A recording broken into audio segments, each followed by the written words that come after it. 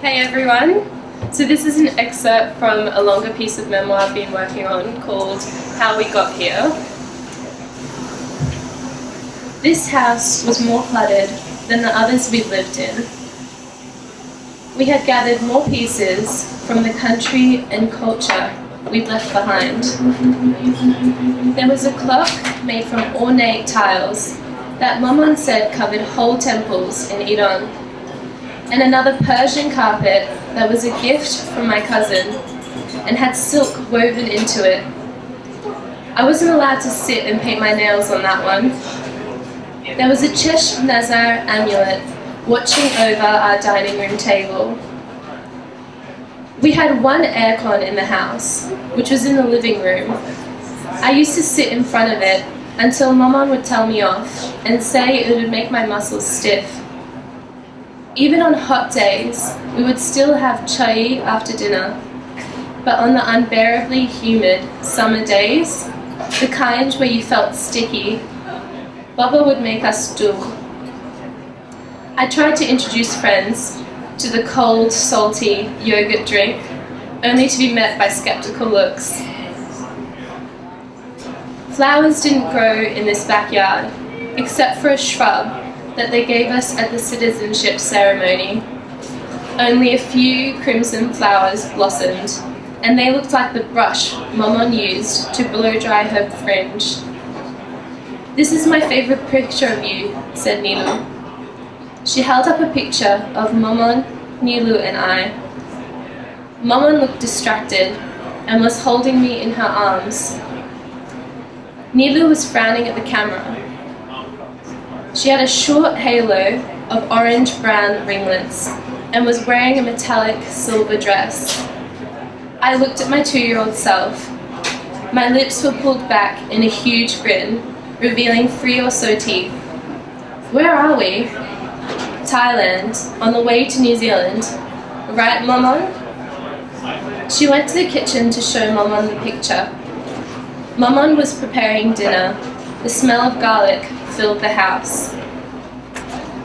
"Why does Nilu look like she's in a space costume?" I laughed. "It was fashionable back then," said Maman. "I think this was Malaysia." I hadn't known we had been to Malaysia. Maman told me we went to both countries for a little while before finally reaching New Zealand. I went to the kitchen and followed her while she rinsed rice and put it in the slow cooker. I leaned against the kitchen bench, getting a damp line across my shirt.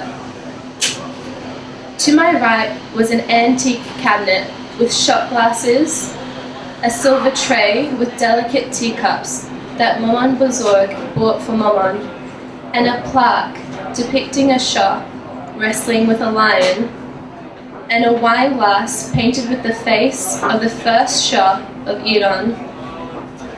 The cabinet had an odd collection of the old and new. There were simple IKEA sets and ornamental silver dishes that we brought back with us after our second trip. "What did we do in Malaysia?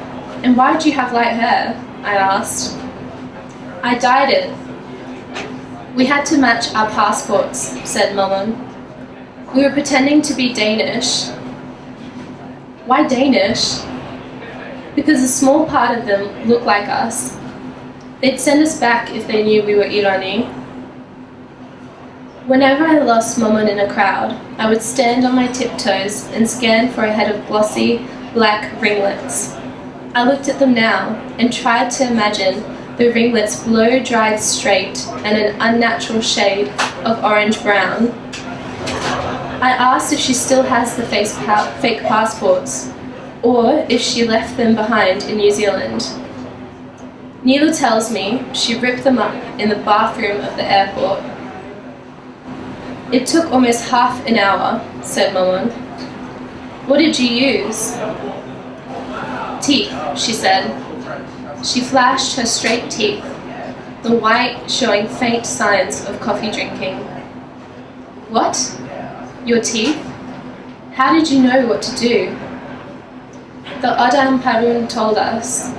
"The man who made the passports," said Maman. And the translator asks if we did it later, added Niloufar. Ode, said Maman. Rosie, don't mention this to your friends. But this is my favourite part.